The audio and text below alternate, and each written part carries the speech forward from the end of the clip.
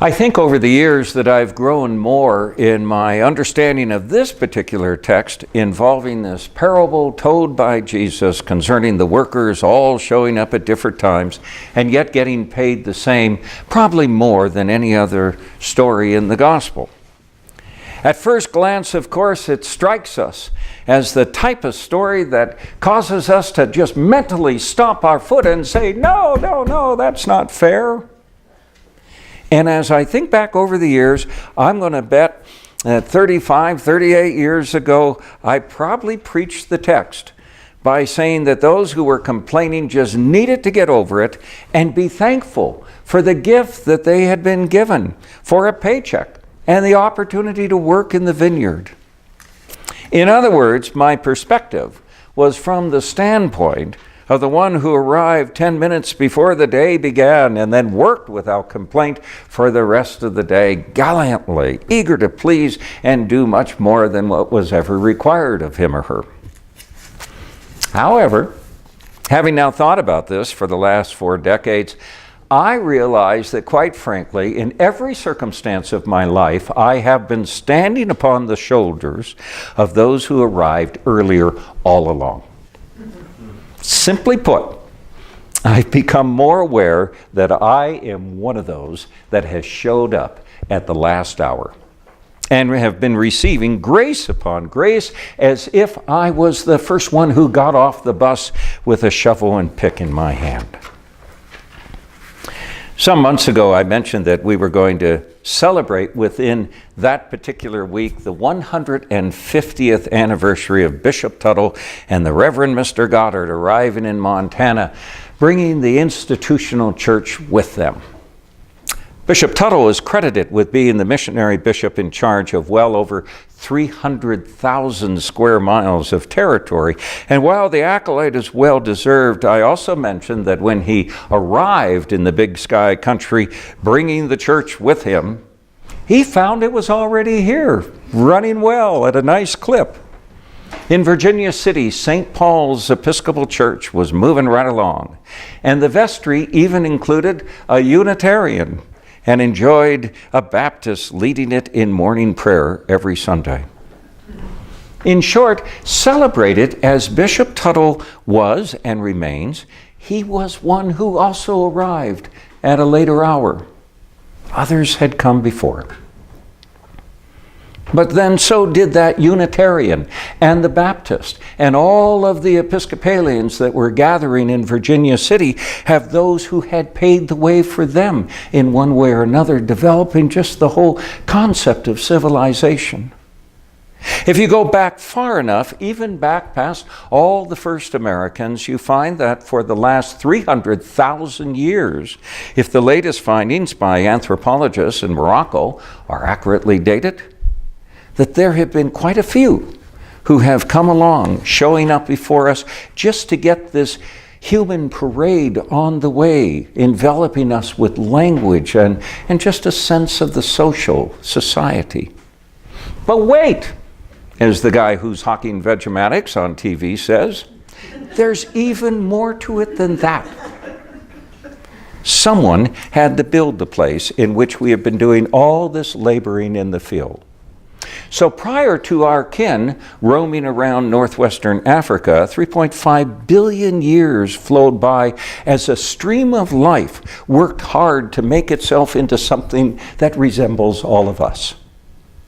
And for 1.1 billion years before that, the very earth gravitationally organized to become the soup we know it as the ground below us, thanks to this star exploding nearby and giving us all the molecular elements found in everything we now enjoy, from baseball teams to licorice.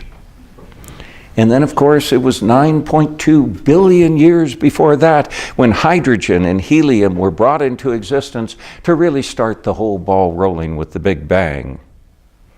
And before that, it was God who created it all. Turns out that God was really the first one to enter the vineyard, and amazingly has never been heard to complain that all the rest of us coming into this journey since have enjoyed abundant life and have never wanted for any of God's love. God's the one who showed up first. And it turns out that the rest of us had arrived, really, at the 11th hour.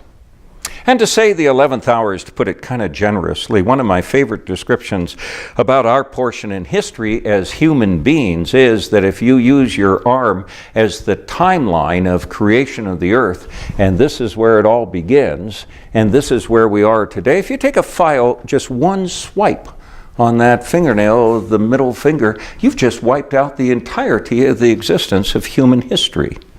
We are very much latecomers, to say the least. So to think back on all that got us here, all those who showed up at the first hour, beginning with God, it can be pretty sobering. But that's just the half of it. Imagine now what is to come.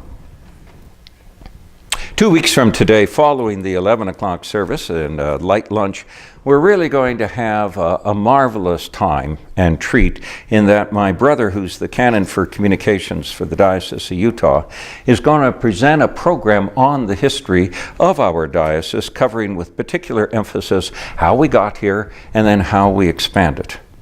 He's a pretty bright fellow, and he's quite gifted in producing videos, one of which he's going to show. And while that will reinforce this awareness of the contributions of all those people that has brought us to where we are today, that particular program that he's going to present will have an end to it. At some point, we're going to stop with looking at history and contemplate where we are now and going forward. Now, you would not know this unless I tell you. I actually started thinking about this sermon and our reading from Matthew this morning while sitting outside the maternity ward a month ago yesterday at North Valley Hospital, waiting for our granddaughter Emily to be born. Believe it or not, I have this particular habit of wandering around with the readings for weeks to come in my pocket, just in case an idea pops into my mind. So seldom does that sometimes happen that I like to nab it when I've got the opportunity. Now then, for those of you who have had a bet going on how long it would take me to mention Emily in a sermon, the answer is this is the third sermon since her birth, so if you want to collect during the piece prior to the collection at the offertory, it would be an appropriate thing to do.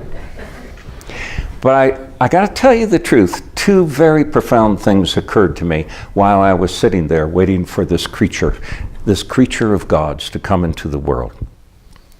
The first revolved around all of the stuff that I have experienced as new events coming onto the scene, being fresh. Those things that she will not see in her life as being brand new and exciting innovations. Man on the moon, the Berlin Wall going up and then coming down. The invention of the TV remote control, where would we be without it? The jet airline, automatic teller machines, heart bypass surgery, the aforementioned Vegematic, it slices and dices, and of course, St. Paul's opinion, notwithstanding, the vegetarian hot dog. All these things coming as an advent in my life.